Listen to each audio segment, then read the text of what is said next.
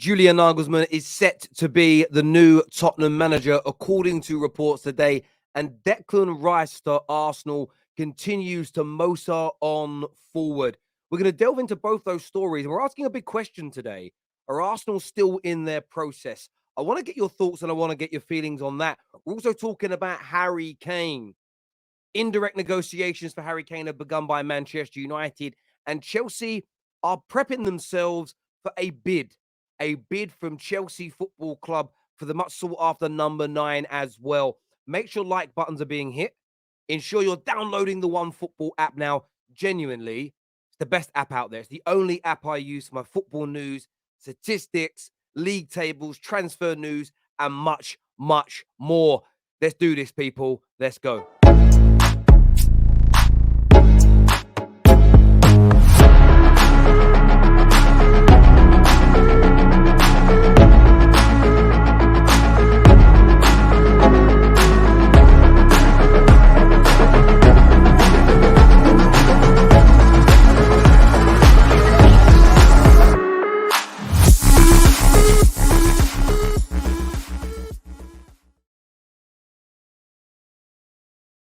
Welcome back to the Done Deal Show. Lots to delve into today, and I wanted to start with Arsenal. Are they still in a process? I've seen AFTV tweet it today. I've asked a question, just an honest question, and most Arsenal fans said, of course we are, Terry. We're not at Man City's level yet. We're still in a process. We still need to buy more. We still need to improve. And they're right. They're right. However, there is a fundamental difference here. Man City will still look to improve their squad and team this summer. Pep will still look to maintain levels and go one better every single year. It's what he does. So by that definition, everybody is always in a process. However, the one thing that's changed now at Arsenal is the word process cannot be used as an excuse to not deliver trophies. Moving forward from this season, Mikel Arteta will be judged on what he wins, what trophies he brings into the door, brings in through the door, what medals are hanging around the players' necks. That is what he now needs to be judged on. And I think the Arsenal fans, and most are saying this, and when I'm reading the comments on Twitter, to my question, yes, we've got to improve, but we know we need to start winning. And that's why the news again today about Declan Rice is key, because Declan Rice is going to have a number of suitors this summer. A number of teams are going to come in for him. He's a brilliant midfield player. I said to Arsenal fans many times before, I believe if he comes in, he'll surpass anything that you've seen so far from Thomas Partey. I think he's a better football player than Thomas Partey. He's got age on his side. And I do believe he will prove to be a true winner.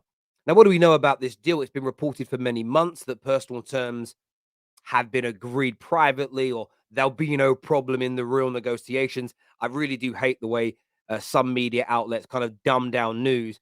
It's obvious what's happened. Rice's representations have spoke to Arsenal and they've agreed upon what would be an acceptable personal terms package. Of course, no direct negotiations have started with West Ham. That won't happen until the summer. But Arsenal know it's going to cost anywhere between 80 to 100 million pounds to bring this individual in. He's at the top of their transfer list to bolster that midfield. He's a key component. And this is where the pressure has to come from Arsenal fans to their club. One, they have to land their main targets this summer to continue this process and win those trophies, or at least help win those trophies. Secondly, excuse me, what they also need to do is ensure that they're getting a few of these deals done early. The longer they go on, one, you create more of an opportunity to lose these players. Two, bidding wars can ensue. Who knows who Man United, Chelsea, City's main midfield targets are? Maybe they lose them to another club or through injury, and then Rice becomes a priority. Arsenal need to get this deal over the line quickly. But again, reports from the Independent today that the deal looks kind of signed, sealed, and not signed, sealed, and delivered, but very much the Arsenal are top of the list, and they should get this deal signed, sealed, and delivered. In the same newspaper reports today, Julian Nagelsmann is being topped to be the new Spurs manager. And I have to say, I think this is the best option for them. Poch, they didn't want Poch to return. Luis Enrique is pretty much going to say no, but they need a quality manager. Genuinely, they need someone of a certain pedigree that have gone for sort of the tried and tested winners in Jose and Conte, and that hasn't worked for them. I do think they need a longer term project manager who maybe can work sometimes with not always getting the number one targets that they have, because we know Daniel Levy and Enoch are probably not going to deliver in that way. But the one thing Tottenham fans have got to push back against is this notion that Ryan Mason can do a job. Tim Sherwood today's talking about it. And I heard this earlier on today on TalkSPORT. Take a little listen. I'm going to play devil's advocate here, right? Because a lot of people disagree. I think we give him the job. And I think he's a sort of manager. He's so young. I think he's got it all. He's got Spurs in his heart. I think he wins us the Champions League. Johnny. This Spurs in your heart thing. Man United made this mistake with Ole Gunnar Solskjaer. He's got red in his blood. He gets it. Listen, we all learn as we move through life. Some people learn sooner than others. Some people, take a long time to change their minds. But everybody gets those epiphany moments. Spurs fans listen to Man United fans. Bringing somebody in that loves your club doesn't equate. Doesn't equate to they're going to turn your team around and get you where you want to be. Pep Guardiola was Barca through and through, but Pep's a phenom. He's generational. It doesn't. Lightning don't strike twice. Ryan Mason is not going to be the manager to make Spurs Premier League champions, win them FA Cups, get them back into the Champions League and win it. He ain't that guy. Now, Julian Nagelsmann may not be that guy, but I think he's a much safer bet. And that's something, in my opinion, that Spurs fans have really, really got to push back against. But I do want to get your take on that right now, my people. Reports today that Man United have opened indirect negotiations with for Harry Kane, but Levy is adamant over his transfer stance. What does this mean? Well, it's very obvious. Indirect negotiations, direct negotiations, official bids, unofficial bids, personal terms agreed or personal terms are no problem. They are all much of a muchness, the same toffee with a different wrapper, and I've been saying that for 3 or 4 years on here. Stop listening to the PR bullshit. What this means is Manchester United, via intermediaries, which is how it's nearly always done, are talking to Harry Kane's representation. That is essentially it. The talks have begun. The due diligence has begun. They're understanding what it's going to take to bring him into the football club because Man United want him. The United fans last night were singing his name and saying, "We'll see you in June, Harry Kane." Harry Kane's kind of responded to that and very much said, "I'm just focused on Tottenham and having a good finish to the year." But he did let out a little smirk. He did let out a little smile because he knows the conversations are going on. He knows that Manchester United are circling, and it's going to cost about £100 million total package. It's a huge amount of money. He is 30-odd years of age, but I still think it's the best deal for Manchester United. I don't think we need to be thinking about 7 years' time. Man United need to think about the here and now. Man United, we're doing it already, but we've got to rebuild different to how other clubs have done it, where 4 years in, there's still talk of, well, we don't need to win yet because we're in our process. We need to be in a process to get back to the top, but winning that period as well. And Harry Kane, in my view, will help Manchester United win in the here and now, as well as helping us progress to the standards that we want to get to. No doubt about that in my mind. Some will say, well, what's he won? He's a loser. And that's because he's the saving grace, the only hope. All the pressure is put upon him at Tottenham. At Man United, with Casemiro, Lisandro Martinez, Marcus Rashford, Bruno Fernandes, to name just a few, the pressure is spread out amongst everybody. Harry Kane won't even be the poster boy at Man United when he comes in, like he is at Tottenham. He'll be a star, but Rashford and Bruno, they're the poster boys. This guy's he could become the main guy, but he's going to do that by outperforming, outscoring, and winning us trophies, because that is how Manchester United judge their players. Man United fans typically judge their players on what you win for us and what you deliver, as well as how well you lead us. Rashford, he's that guy at the moment with sort of 4 trophies in his Manchester United career. We want much more as a fan base, but that is what gets you kudos at United, not skills and technique and stats alone. You have to deliver something tangible. So I think Harry Kane will be a good addition to this a very good addition to this United squad. But Spurs have also been told to brace themselves for a Chelsea bid for Harry Kane. Chelsea want him as well. Chelsea Football Club see an opportunity to get him. They believe he wants out of Tottenham Hotspur. But how does this impact Man United, good or bad? Now, according to Sammy McBell, it's a very interesting story. So this is his take. I'm paraphrasing, but his take. Spurs don't want to lose him, but they kind of know they're going to.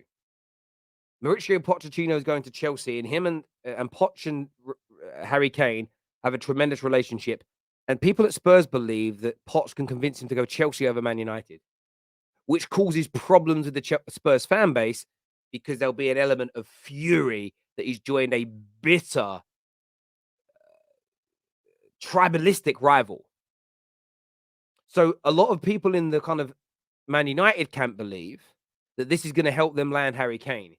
Reluctantly leave people like, right, let's negotiate with United and do a good price and get him there quickly, as opposed to allowing this to drag on and maybe, just maybe, Tard B and all these money comes in, Harry Kane is convinced and an offer is made that Tottenham simply can't refuse.